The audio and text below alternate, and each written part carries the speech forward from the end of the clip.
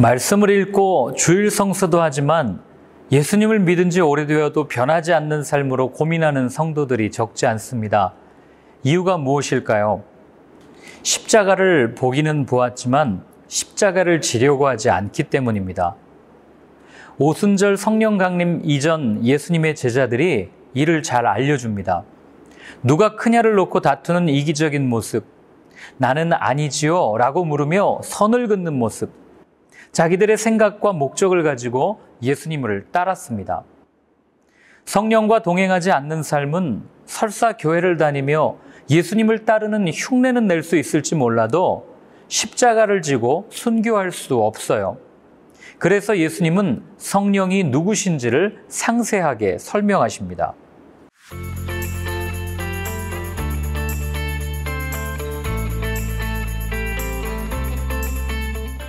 성령님과 동행하는 삶은 물질의 부, 쾌적한 환경을 제공하지 않습니다. 오히려 박해를 받을 수 있어요. 그래서 예수님은 성령이 오시면 누리게 될 평안함에 대해 알려주십니다. 성령은 거짓에 속고 사는 우리를 진리로 인도하며 장래의 하나님의 나라를 알려줍니다. 그렇기에 미래에 대한 두려움이 아닌 확신을 주는 분이라고 말씀하십니다. 이어 예수님은 잃어버린 기쁨을 되찾을 수 있는 방법을 들려주십니다. 생각과 마음을 예수님으로 채우는 것이에요. 우리가 기쁨을 빼앗기게 된 것은 예수님을 놓쳤기 때문입니다. 우리의 기쁨은 세상으로부터 주어지지 않아요. 그렇다고 내 안에서 스스로 그 기쁨을 캐낼 수도 없습니다. 진정한 기쁨은 오직 하늘로부터 주어지는 거죠. 그래서 영어의 joy는 Jesus flows over you 라고 설명할 수 있는 겁니다. 마음 안에 예수님으로 가득하니 그분이 내 삶의 주권자가 되고, 그렇기 때문에 기쁨은 행복이 아닌 예수님과의 관계에서 주어지는 선물인 거죠. 그러나 현실은 평안을 누리기 쉽지 않습니다. 평안보다는 두려움을 주는 것들이 더 많기 때문이에요. 예수님께서는 이것을 너희에게 이르는 것은 너희로 내 안에서 평안을 누리게 하려 함이라. 세상에서는 너희가 환난을 당하나 담대하라. 내가 세상을 이기었노라고 말씀하시며 핍박과 박해 중에서도 평안을 누릴 수 있게 해주겠다고 선언하십니다. 평안은 환경에 의해 좌지우지되지 않습니다. 예수님과 한 배를 탄 제자들에게 폭풍우가 문제가 될 수 없는 것은 폭풍우보다 크신 분이 함께 했기 때문이에요. 무엇을 하느냐가 아니라 누구와 함께 있는지가 중요합니다. 성공은 어떤 것을 소유했는지로 판단되는 것이 아니라 어떤 삶을 살았는지로 결정됩니다. 평안한 삶의 비결은 오직 예수님과 동행입니다.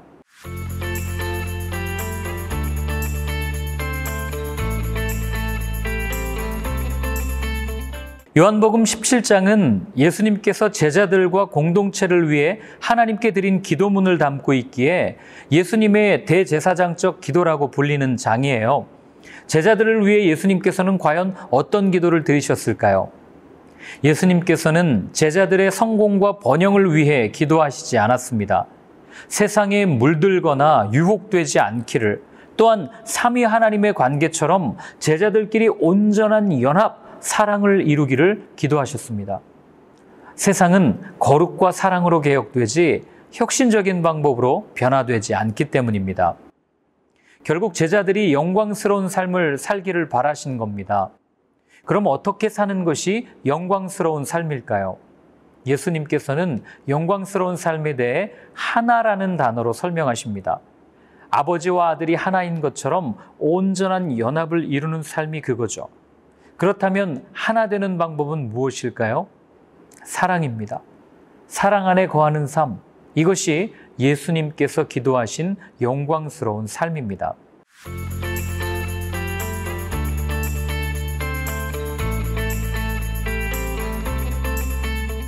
가룟 유다의 배신으로 예수님께서 잡히십니다. 그런데 예수님의 모습은 고요한 바다처럼 평온하세요. 내가 그니라, 가야 할 길, 사명을 아셨기 때문입니다. 이때 베드로는 칼을 뽑아 대제사장의 종이었던 말고의 귀를 내칩니다. 예수님을 지키는 것이 당연하다고 생각했겠죠. 그러나 예수님의 가야 할 길, 사명을 잘 몰랐던 베드로의 행동입니다. 이렇듯 언제나 대장처럼 행동하던 베드로, 심지어 끝까지 배신하지 않겠다고 호언장담하던 그였습니다. 그런데 베드로도 죽음의 두려움 앞에선 무너지고 맙니다. 전승에 따르면 그는 로마에 박해가 있을 때도 또다시 도망치다가 예수님을 만나요. 그때 고백한 말이 꾀오바디스, 주여 어디로 가시나이까, 이거죠. 사람들은 베드로의 배신을 보며 혀를 차지만 가만히 보면 우리와 다를 바 없어 보여요. 성경이 굳이 실패록과 같은 이야기를 들려주는 이유가 무엇일까요? 사람은 실패했어도 하나님은 포기하지 않으신다는 것을 보여주기 위함입니다. 베드로의 부인은 예수님을 잘 따르던 사람일지라도 넘어질 수 있다는 것을 보여주는 사건인 동시에 끝까지 붙드시는 아버지의 사랑이 증명되는 현장인 겁니다. 이어 빌라도 앞에 서신 예수님, 빌라도는 진리가 무엇이냐고 물으며 예수님에게 관심을 갖지만 결국 십자가에 못 박도록 예수님을 내줍니다.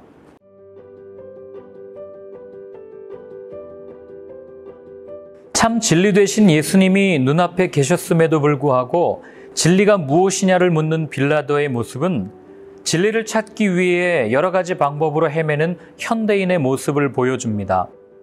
빌라도가 유대인에게 갖고 있던 편견과 사사로운 이익 때문에 예수님을 보지 못했듯 경험, 지식, 관념이라는 안경을 끼고 예수님을 보지 못하는 우리의 모습 말입니다.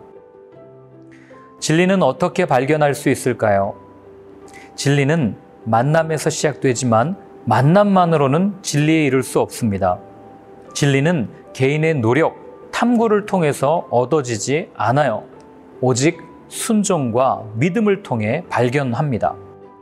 내가 곧 길이요, 진리요, 생명이니 오직 예수님 안에서만 참 진리를 발견할 수 있습니다.